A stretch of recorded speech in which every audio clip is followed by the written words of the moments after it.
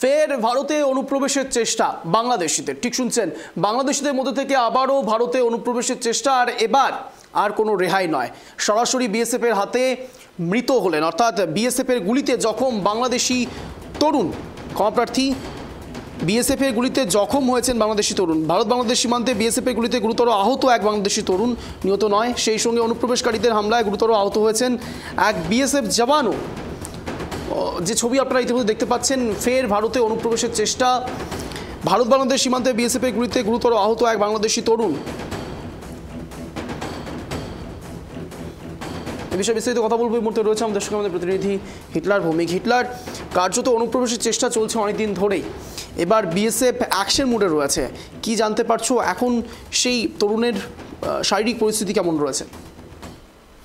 দেখো, তোমাকে জানিয়ে রাখি যে বুধবার ভোরে 5 জন বাংলাদেশি পাচারের উদ্দেশ্যে তারা ভারতীয় সীমান্তের ভেতরে ঢুকে পড়ে। সেই সময় সেখানে কর্তব্যরত এক বিএসএফ জওয়ান তাদেরকে বাধা দেয়। এই বাধা দেওয়ার ফলে সেই 5 জন বাংলাদেশি দুষ্কৃতী বিএসএফ জওয়ানের উপরে চড়াও হয় এবং তার যে অস্ত্র বন্দুক রয়েছে সেটি নেওয়ার চেষ্টা করে। এরপরে বিএসএফ জওয়ান সেই বাংলাদেশিদের উপরে গুলি চালালে একজন বাংলাদেশির উপরে সেই গুলি লাগে এবং সে আহত হয়। এর ফলে বাকি যে 4 জন রয়েছে তারা পালিয়ে যায়। ঘটনাটি দক্ষিণ দিনাজপুর জেলার গঙ্গারামপুর ব্লকের মল্লিকপুর এলাকায়। এরপরেই শোরগোল পড়ে যায় এলাকায়।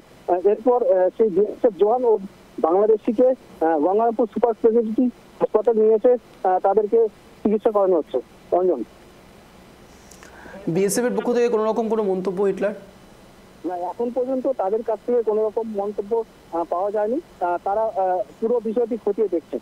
অনেক ধন্যবাদ হিটলার। ফের ভারতে অনুপ্রবেশের চেষ্টা, যে ছবি আপনারা ইতিমধ্যে দেখতে পাচ্ছেন, দক্ষিণ দিনাজপুর থেকে সেই খবর আসছে। বিএসএফ এর গুলিতে জখম বাংলাদেশি তরুণ।